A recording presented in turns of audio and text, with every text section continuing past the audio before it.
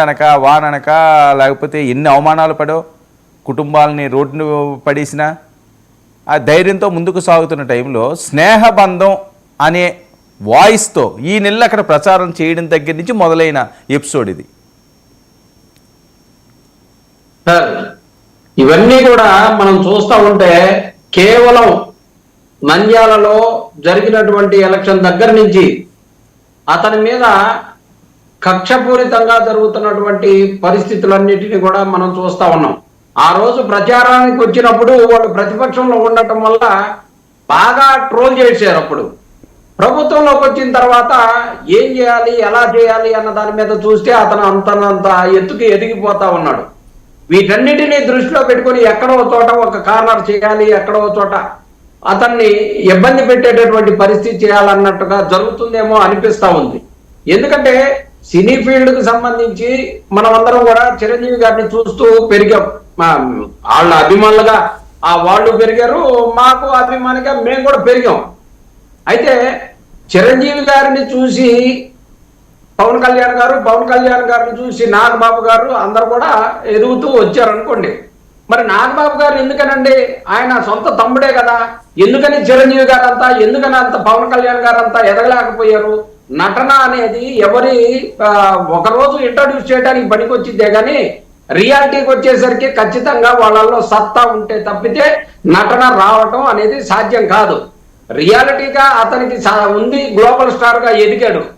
ఈడందరం కూడా వీళ్ళంతా కూడా ఇక్కడిక్కడ మన దేశ స్థాయిలో ఉన్నారు, అతను గ్లోబల్ స్థాయిలో ఉండటం వల్ల వీటన్నిటిని జీర్ణించుకోలేక ఒక దురదృష్టకరమైనటువంటి ఇన్సిడెంట్ జరిగింది. రేవతి అనేటటువంటి మహిళ చనిపోయింది. ఆ చనిపోయినటువంటి కుటుంబానికి అండగా ఉండాల్సినటువంటి బాధ్యతను కూడా అతను తీసుకొని ఆ కుటుంబానికి అతనికి చేతైన స్థాయిలోనో లేకపోతే ప్రస్తుతానికి కొంత అడ్జస్ట్ చేసామనో చేసి ఆ కుటుంబానికి ఆ హాస్పిటల్లో ఎవరైతే ఆ తండ్రి ఉన్నాడో ఆ తండ్రి కేసు వెనక్కి తీసుకుంటానన్నాడు.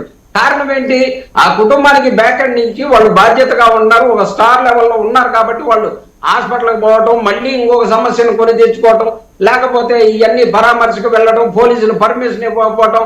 ఒక వెనకేమో పోలీసులు పర్మిషన్ ఇవ్వరు, మరోవైపేమో వెళ్ళలేదని చెప్పేసి ఒకళ్ళు దాడి, ఇంకొక ఆయనేమో ఇక్కడి నుంచి వెళ్ళిపోండి అని చెప్పేసి ఒక ఎమ్మెల్సీ మాట్లాడతారు. ఇలా రకరకాలుగా మనం చూస్తా ఉన్నాం సార్.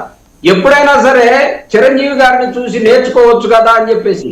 సార్ చిరంజీవి గారి మంచిని చూసి అందరూ నేర్చుకుంటారు, పవన్ కళ్యాణ్ గారి మంచిని చూసి నేర్చుకుంటారు, నా మంచిని చూసి తెలుసుకునే వాళ్ళు తెలుసుకుంటారు. ఇలా ఎవరి స్థాయిలో వాళ్ళు తెలుసుకుంటారు సార్. కానీ మా చెయ్యి పట్టుకుని నడిచారనో ఇంకొకటో అనుకోవటానికి సినీ ఫీల్డ్ లో మాత్రం సాధ్యం కాదు సార్.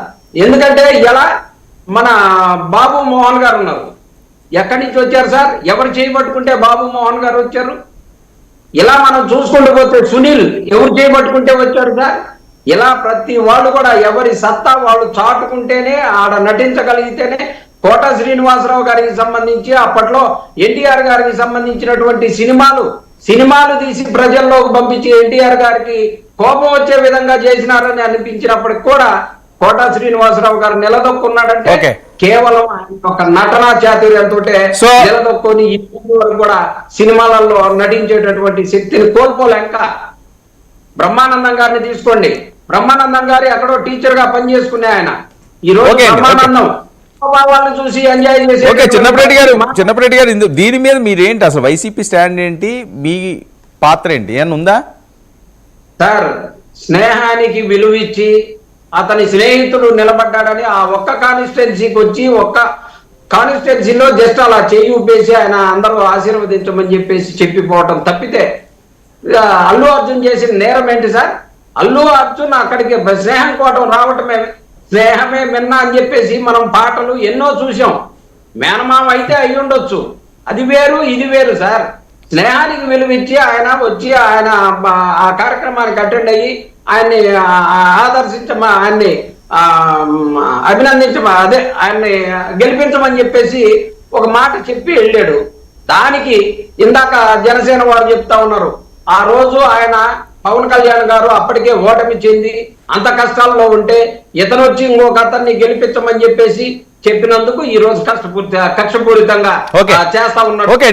ఇది అడుగుతా ఉన్నా.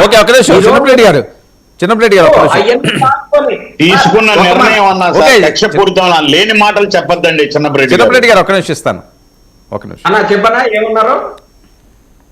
నేను ఆయన తీసుకున్న నిర్ణయం ఎవరిస్తున్నారు గైడెన్స్ అన్నాను కానీ నేను కక్షపూరితంగా ఎట్లాంటి పదాలు వాళ్ళ మీరు వినండి సార్ మాట్లాడేటప్పుడు.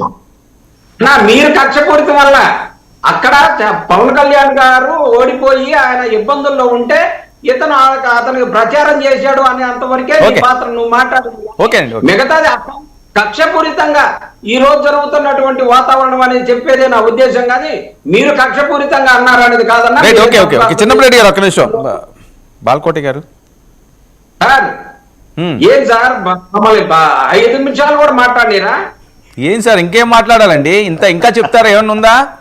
అరే ఈయన మాట్లాడిన తర్వాత మళ్ళీ మాట్లాడేది కానండి, మళ్ళా వస్తుంది కాదు మళ్ళీ మాట్లాడదురు కానీ. ఇప్పుడు కాదు మీ వెర్షన్ ఇదే కదా, మీరు ఇంతకు మించి ఏం వెళ్ళగలరు? మళ్ళీ జగన్మోహన్ రెడ్డి గారి టాపిక్ వస్తుంది, మీరు మాట్లాడదురు కానీ దీని మీద మీది ఎక్కువ ఇన్వాల్వ్మెంట్ లేదు కదా. సరే ఏమన్నా చెప్పాలనుకుంటే చెప్పండి.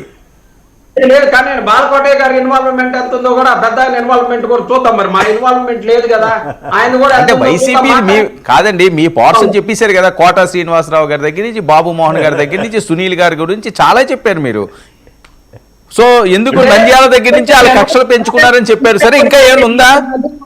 సరే చెప్పండి, ఇంకా ఏమైనా ఉంటే చెప్పండి. ఏముంది అందులో? ఓకే టైం తీసుకోండి, చెప్పండి చెప్పండి చెప్పండి ఇంకా ఏమైనా ఉంటే చెప్పండి. దీనికి సంబంధించి ఏమైనా ఉంటే చెప్పండి మీ దగ్గర ఇన్ఫర్మేషన్. కంటిన్యూ చేయండి, పర్వాలేదు. మళ్ళీ అవకాశం వస్తుంది. అదే అంటున్నాను నేను, ఇంకా అంతకు మించి ఏముంటది? బాల్కోటి గారు అసలు ఏం జరుగుతుంది?